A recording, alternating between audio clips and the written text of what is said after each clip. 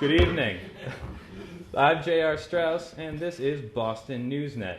Joining me is renowned local barfly, Kristina Smarz.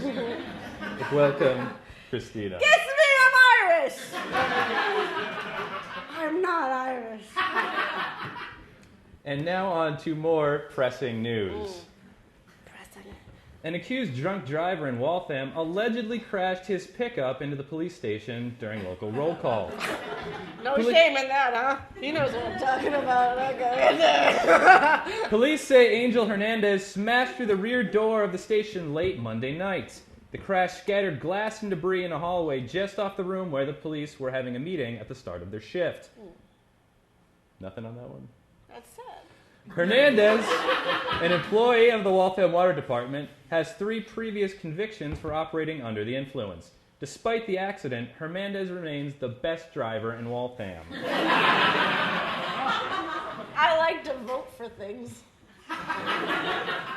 Gorton said Monday that the pills a Pennsylvania family found reported finding in their fish fillets were harmless over-the-counter herbal supplements. The Gloucester-based company recalled about 1,000 cases of its battered fish fillets in 11 states. I've been battered in 11 states.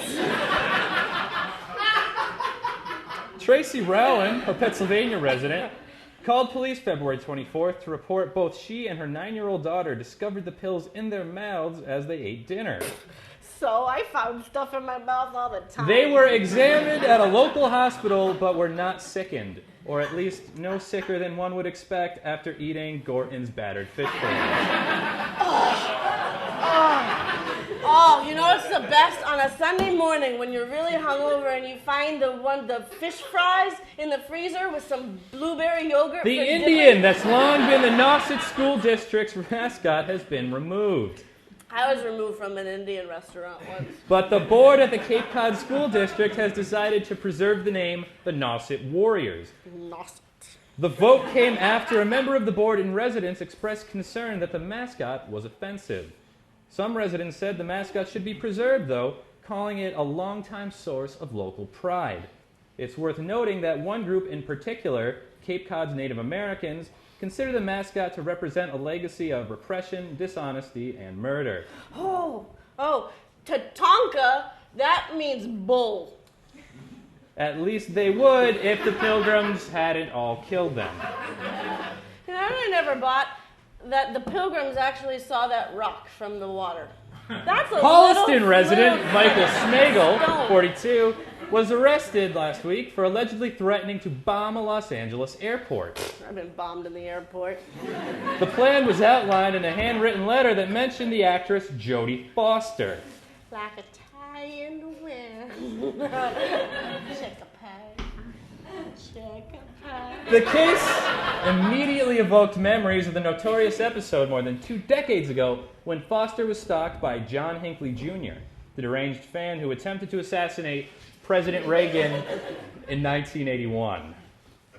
Foster's reaction to the most recent event is unknown, but it is hoped that a meeting between President Bush and Smagel can be arranged as soon as possible. Precious. On Wednesday, the Boston Zoning Commission unanimously approved a measure that limits the number of undergraduate college students who can share an apartment. What? The vote followed a meeting at City Hall that featured impassioned speeches and sharp debates on both sides of the issue. The proposal was unanimously passed by the City Council in December and had the strong support of Mayor Thomas Menino. I am not a crook. The commission was the last hurdle for the measure, and it will now become a city regulation. It is unclear if this will affect the number of Irish bar staff allowed to share a 2-bedroom apartment, which currently stands at 17. I gotta go. I got 17 things I gotta do right now. And that was Kristina Smarz, the local barfly.